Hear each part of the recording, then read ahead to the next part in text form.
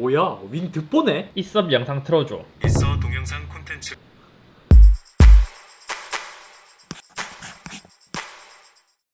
안녕하세요, 이섭입니다. LG전자의 상반기 전략 스마트폰은 벨벳이 공개되었고 하반기는 새로운 폼팩터, 화면을 가로로 돌려버리는 특이한 스마트폰을 출시했습니다. 그래서 오늘은 LG 윙 일주일 사용기입니다. 원래 제가 LG V50 이후로 대여 요청을 한 번도 안 하다가 이번에는 발표를 보고 너무 끌려서 급하게 대여 요청을 했고, 벨벳을 실물로 봤을 때는 기대한 것보다는 좀 실망감이 컸는데 오히려 얘는 공개된 것보다 실제로 사용했을 때의 만족감, 사용성이 훨씬 더 좋다고 느꼈습니다. 게다가 제가 사용한 폰은 실효이기 때문에 정식 버전과는 조금 차이가 있을 수 있어요. LG 윙은 새로운 폼팩터라 그냥 보면 일반 스마트폰이지만 화면을 돌리면 좀 신기하고 웅장한 느낌이 드는 스마트폰이었습니다. 뒷면의 디자인이 생각 이상으로 예뻤는데 꽤 고급스럽게 잘 만들었다는 생각이 들었어요. 요즘의 스마트폰들은 카툭티 디자인이 거의 비슷비슷해져 가는 것 같거든요. 저는 얘를 보면서 약간 아이폰과 갤럭시를 짬뽕한 듯한 느낌이 들었습니다. 그러니까 카메라 렌즈를 강조한 것은 갤럭시 같고 유리를 깎은 디자인은 아이폰과 유사하더라고요. 나쁜 의미는 아니고 좋은 의미입니다. 특히 이번에 블루와 블랙 색상으로 출시했는데 밖에 들고 나갔을 때 얘의 색상이 지금처럼 빛에 따라서 색이 바뀌는 게 엄청 예뻤습니다. 게다가 뒷면 디자인이 거의 노트 20 시리즈와 비슷하다 보니까 밖에 들고 나갔을 때 그거 S20 아니에요? 노트 20 아니에요? 이렇게 물어보시는 분들도 꽤 되더라고요. 그리고 전면 수화부 스피커도 거의 안 보이게 깔끔하게 디자인했는 것도 마음에 들었습니다. 수화부 스피커는 자세히 보면 끝쪽에 구멍이 하나 있긴 하거든요. 근데 요것을 싹 돌리고 뒤쪽을 봤을 때 수화부 스피커 쪽에는 구멍이 뚫려 있고, 이것도 대각선으로 자세히 보면 구멍이 뚫려 있는 모습을 볼 수 있습니다. 뒷판도 모두 메탈,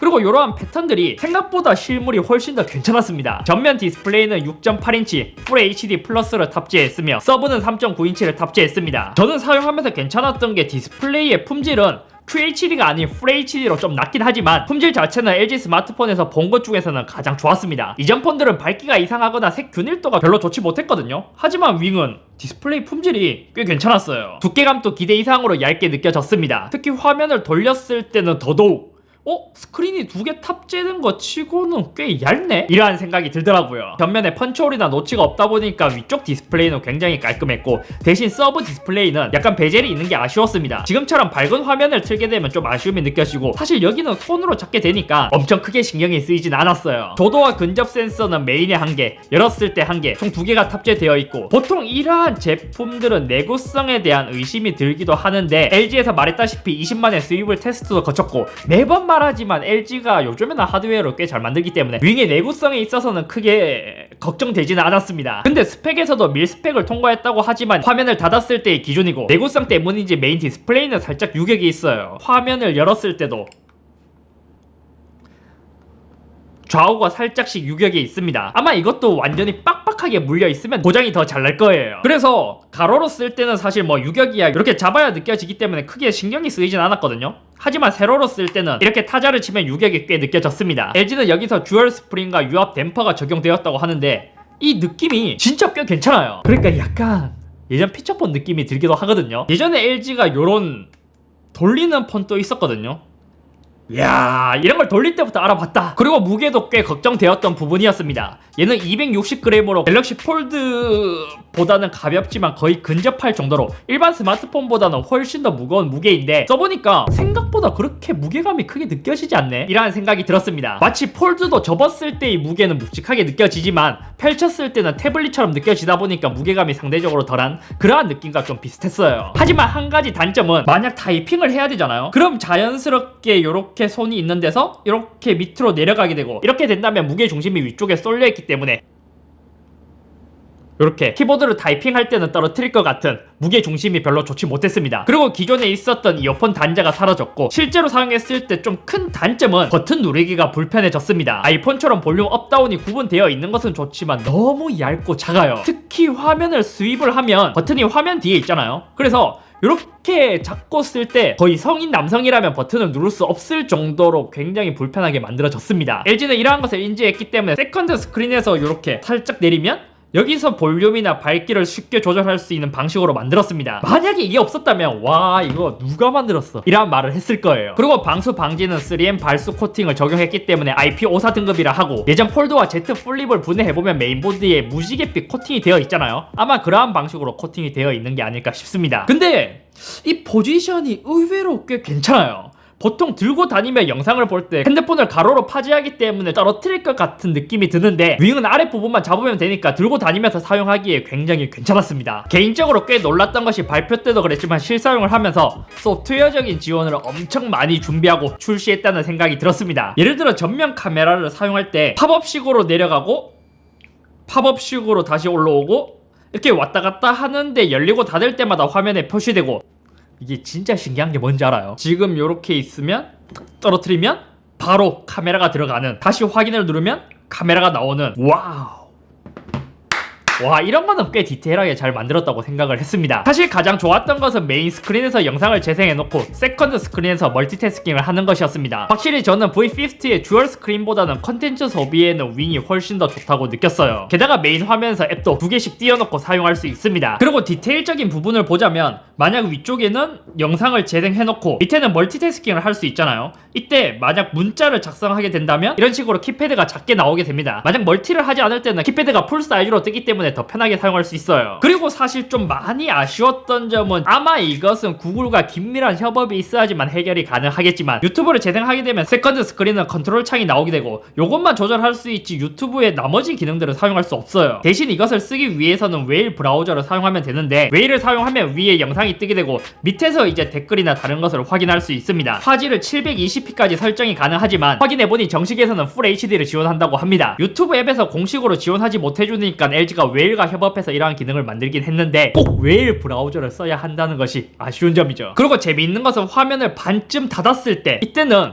오작동 방지를 위해 터치가 되지 않습니다. 요것도 의외로 LG가 놓칠 수도 있는 부분인데 소소한 디테일에도 신경을 쓴 것이죠. 게임을 할 때도 밑에 키보드가 나와서 어몽어스와 같은 타자 위주의 게임을 할 때도 괜찮았지만 메인 스크린에서 조이스틱을 잡았다가 밑에서 다시 키보드를 잡았다가 왔다 갔다 하기에는 조금 불편했습니다. 실제로 윙으로 게임을 해보면 화면을 돌려서는 게임을 잘 하지 않게 되더라고요. 그리고 한 손으로 사용할 때는 생각보다 이 메인 스크린이랑 거리가 멀어서 터치를 잘 안 하게 되는데 이것도 LG에서는 재미있는 기능을 탑재했습니다. 살짝 내리면 LG 터치패드라는 게 있는데 마우스 포인터처럼 이렇게 메인 스크린을 조정할 수 있는 것이죠. 근데 이것도 조정하기보다 그냥 한번 터치를 하는 게 더 편했어요. 왜냐면 이렇게 해서 디테일하게 조절하는 시간도 걸리고 또 스크롤을 하기 위해서는 두 손가락을 써야 하다 보니까 그냥 이럴 바에 터치를 한번 하지 라는 생각 때문에 이게 과연 편리한가? 조금 의문이 들었습니다. 차라리 게임할 때는 하단에 조이스틱과 같은 기능을 넣어주면 더 좋을 것 같고 특히 문제점은 윙은 가로 화면이 메인으로 돼서 쓰게 되는데 지원하지 않는 앱이 굉장히 많다는 것이죠. 대표적으로 인스타그램은 세로로 고정이 되어 있기 때문에 가로로 돌려서 사용할 수는 없고 그린카, 소카, 고속버스, 티머니와 같은 앱들은 스위브를 미지원하기 때문에 화면을 가로로 돌려도 세로로 봐야 한다는 단점이 있습니다. 심지어 이러한 앱들은 키보드를 꺼낼 때도 세컨드 스크린에서 뜨지가 않아요. 또한 발표에서는 LG 윙을 옆으로 돌리거나 철 한자 9처럼 이렇게 사용하는 장면이 있었는데 사실상 메인 스크린이 얇고 유격이 좀 있다 보니까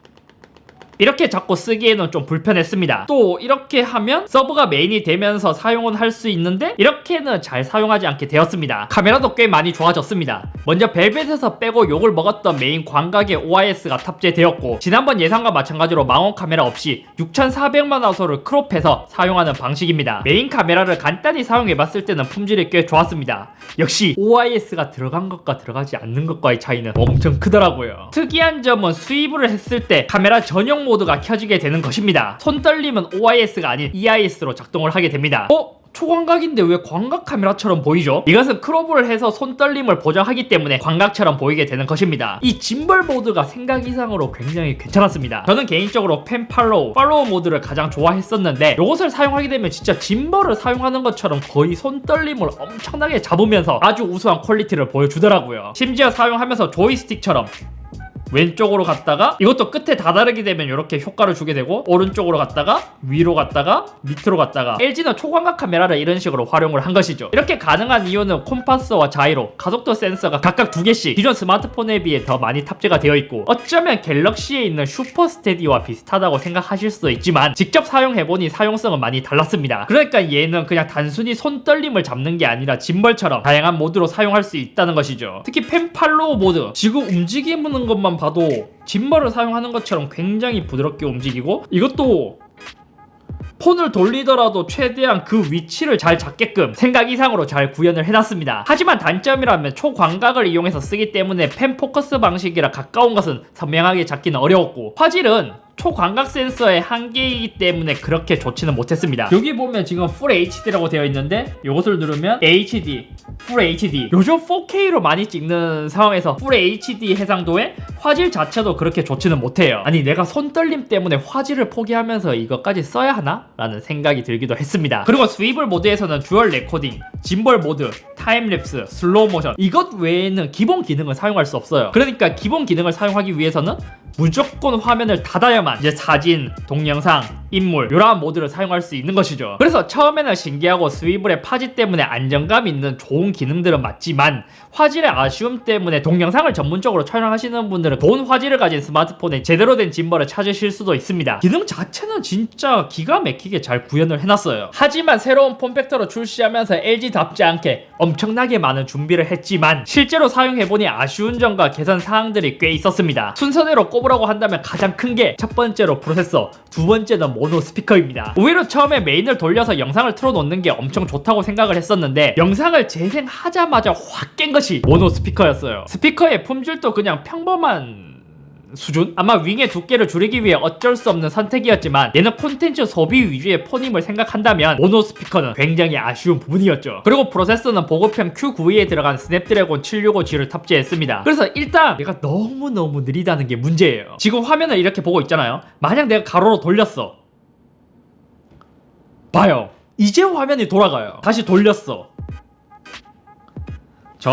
이제는 조금은 더 빠르게 돌아가긴 하지만 와, 이 반응 속도가 진짜 느려 터졌습니다. 그리고 두 개의 스크린을 쓰다가 위에서 키보드를 꺼낼 때 좀 답답할 정도로 키보드가 좀 늦게 올라오더라고요. 사실 저는 이 윙의 가장 큰 문제는 한 개의 폰인데 두 개의 폰처럼 느껴지는 게 문제라고 생각해요. 결국 두 개의 스크린 사이에 앱을 자유자재로 크로스해서 사용할 수 없으니까 두 개의 다른 폰을 겹쳐서 쓰는 것 같은 불편함. 예를 들어 한 손으로 잡고 쓰잖아요. 이때 내가 구글 플레이를 실행시키면 여기서 작은 화면이 아닌 메인 스크린으로 띄우고 싶어요. 근데 여기서 뭘 위로 보낼 수도 없고 전환할 수 있는 버튼 자체가 전혀 없습니다. 여기서 구글 플레이를 실행하려면 여기서 따로 이렇게 실행을 해야 됩니다. 그러니까 여기서 유튜브를 보고 있다가 문자를 메인에 띄워서 사용을 해야겠다. 근데 방법이 없는 거예요. 그럼 다시 여기서 끄고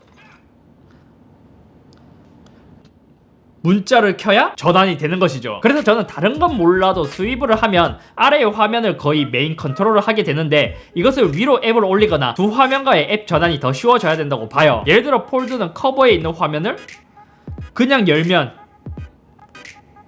바로 전환이 되거나 앱을 두 개 동시에 사용할 때 여기 버튼을 누르면 가로가 아닌 세로로 전환을 해주거나 요 앱도 이렇게 바로 바꾸거나 이러한 기능들이 윙에 더 탑재가 되어야 돼요. 그러니까 윙이 성공하기 위해서는 지금보다 훨씬 더 편해져야 된다는 것이죠. 그리고 지문 인식에 대한 불편함, 세로로 쓸 때는 전혀 불편하진 않지만 대부분 화면을 깨우기 위해서 이렇게 돌려서 깨우게 되거든요. 근데 지문 인식을 하기 위해서 오른손으로 잡으면 이렇게 가야 한다는 게 불편했습니다. 그래서 저 같은 경우 왼손까지 등록해서 그냥 이렇게 인식을 하게 되는데 이것도 메인과 세컨에 둘 다 있으면 더 좋을 것 같더라고요. 나머지는 8GB의 램, 128GB의 스토리지, 4000mAh의 배터리, 유선은 25W, 무선은 12W급으로 충전할 수 있습니다. 저는 윙을 사용해보니 걱정한 것보다는 훨씬 더 잘 만들어진 스마트폰이라는 생각이 들었습니다. 하지만 확실한 것은 이 윙이라는 폰은 타겟팅이 명확한 폰이었는데 일반적인 무난한 바 형태의 스마트폰보다 유튜브나 야구 저처럼 컨텐츠 소비 위주를 즐기시는 분들에게 딱 맞춰진 스마트폰이에요. 그래서 윙은 가로로 돌려놓고 써야 의미가 있지, 만약 이것을 거의 세로로 돌려놓고 쓴다? 그럼 굉장히 무겁고 불편한 폰입니다. 오랜만에 LG에서 재미난 새로운 폼팩터와 소프트웨어 지원도 꽤 잘 만들어서 출시를 하기는 했는데 앞으로 소프트웨어적으로 넘어야 할 산이 굉장히 많은 것 같습니다.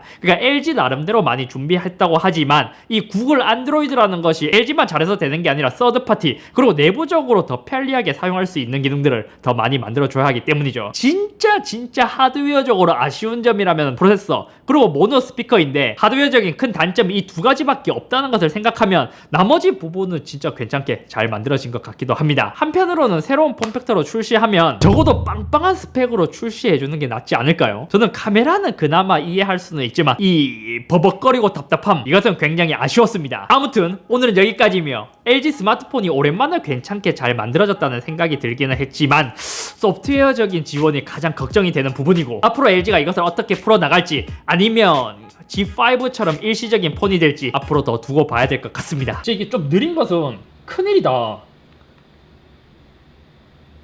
엄청 느린데다가 이 키보드 하나 띄울 때도 한참 걸려요. 한참.